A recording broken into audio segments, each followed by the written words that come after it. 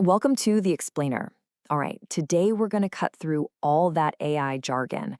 My goal here is to help you build a really clear mental map of this whole world, from the absolute basics all the way to what's happening right now. If you've ever felt like you're just drowning in acronyms, you are definitely not alone.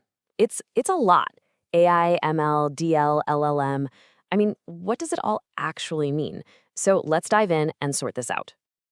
Okay, here's the plan. We're going to start with the big picture, mapping out the world of AI.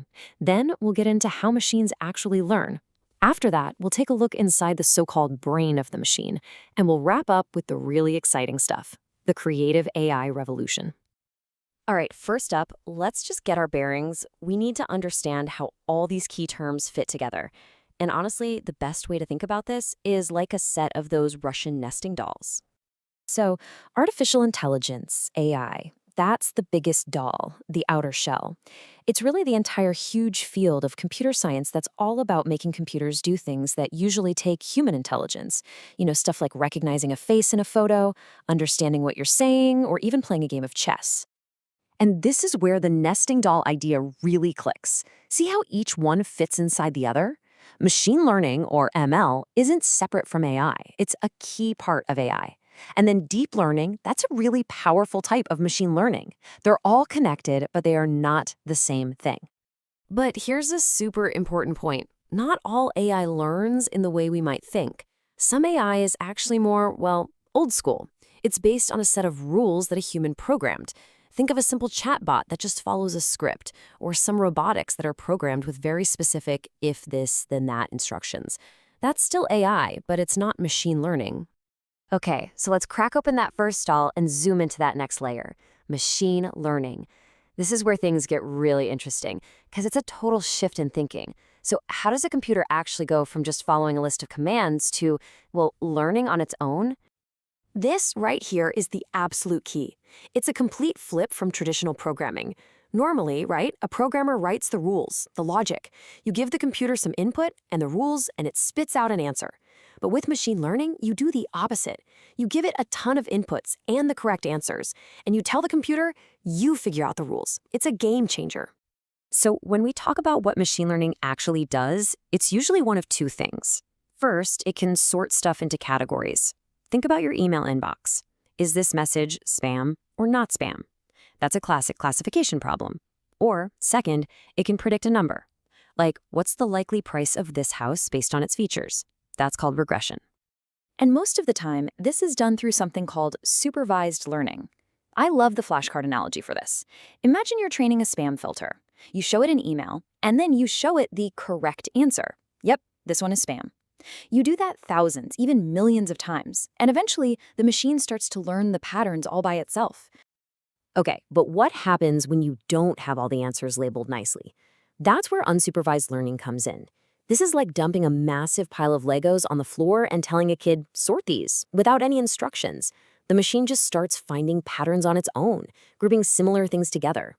It might cluster news articles by topic, for example, without ever being told what sports or finance even are. All right, time to go one level deeper. We're opening the next doll to get to deep learning. See, for really messy stuff, unstructured data like images, audio files, or just plain text, we need something even more powerful. We need an approach that's actually inspired by the human brain. Just think about it for a second. How do you know that's a cat in a photo? It's instant, right? Your brain isn't analyzing a spreadsheet of pixel values. It's recognizing patterns. Whiskers, pointy ears, fur. Well, traditional machine learning is terrible at that because to a computer, an image is just a meaningless grid of colored dots. So, to get around that, deep learning uses something called a neural network. And don't let the name scare you. The easiest way to picture it is like a team of specialists, all working together on an assembly line. Let's say our goal is to build a koala detector. The first layer of specialists on our assembly line are just looking for super simple things, curves, edges, maybe a dark spot. Then the next layer of workers, let's call them the managers, take those simple shapes and combine them. Hey, that curve and that dark spot look kind of like a nose. They pass that up the chain. Finally, it gets to the CEO at the end of the line, who looks at all the assembled parts, the nose, the furry ears, the eyes, and makes the final decision. It's a koala.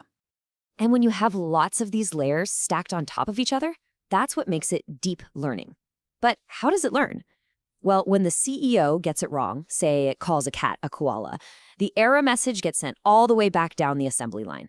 Every single worker gets a little bit of feedback, adjusts what they're looking for, and they try again. Do that millions of times, and the team gets incredibly accurate. So, what's the bottom line here? It's really about using the right tool for the right job. If your data is neat and tidy in a spreadsheet, good old-fashioned machine learning might be all you need. It's efficient and works great. But if you're dealing with messy, complex stuff like images, video, or human language, you need the heavy-duty pattern recognition power of deep learning. Okay, now we get to the stuff that's all over the news. This is the absolute cutting edge. Because that deep learning foundation we just talked about, well, it unlocked a whole new kind of AI. This is the world of generative AI, the technology behind the tools you're hearing about every single day. And the name says it all. This isn't just about analyzing or predicting anymore. This is about generating brand new original content. We're talking about AI that can write an email, create a stunning image out of thin air, or even compose music. It's creating things that have literally never existed before. And this really breaks it down, right? Look at the difference. The purpose of traditional AI was to analyze and predict. The output was a number or a label, like spam. But with generative AI, the whole purpose is to create something new. The output isn't a label, it's a paragraph, or a picture, or a chunk of code. The engines driving all of this are called large language models, or LLMs. Now, it's easy to think they understand what they're saying, but that's not quite right. A better way to think of it is like a stochastic parrot. They have analyzed a gigantic amount of text from the internet, and they've gotten incredibly good at predicting the next most likely word in a sentence. They're amazing pattern matchers, but they don't have true comprehension, just like a parrot can repeat words without knowing their meaning. But here's where it gets even crazier. What happens when you take one of these incredibly powerful language models and you give it tools? What if it can't just talk about sending an email, but it can actually send the email? That's the next big leap. We're moving from just generative AI to what we call agentic AI. You can really see the evolution here. A few years ago, a chatbot could maybe answer a simple question from a help document, right? What's the vacation policy? Then maybe it could use a single tool to answer, how many vacation days do I have left? But an AI agent, you can give it a really complex goal, like prepare for the new intern's first day, and it can reason, create a plan, and use multiple tools to get it done. It can schedule the meetings, order the equipment, and grant permissions, all without step-by-step instructions from you. So, there you have it. We've gone from the biggest, broadest idea of AI all the way down to these brand new autonomous agents. We've seen how we went from just writing rules to letting machines learn, then to having them create, and now they can act on their own. We've built our map. So the big question left isn't just what is AI anymore, it's what are we going to build with it?